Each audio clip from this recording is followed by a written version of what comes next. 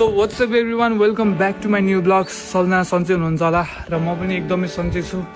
सुरुवात भएको छ आज नयाँ जोर्डनबाट। नयाँ जोर्डन है केटा हो। अहिले चाहिँ म कलेजबाट आएको, एकदमै गर्मी भइरहेको, तर पनि लेदरको ज्याकेट चाहिँ लगाइरहेको छु क्या मैले।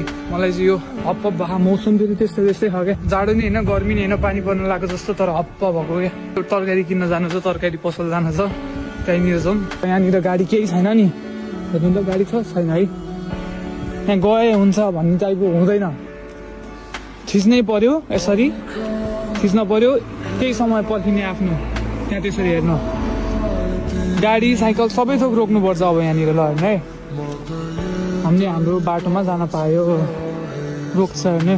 कसैलाई दुःख भयो यति गर्नको लागि कि दुःख भयो कि यो पनि गाडी आएको छैन भन्नेमा म गइदिन्छु, के भयो त। म एकछिन मलाई हतार भएको थियो, मेरो के अरे काममा जानु थियो भनेर भयो त भएन के।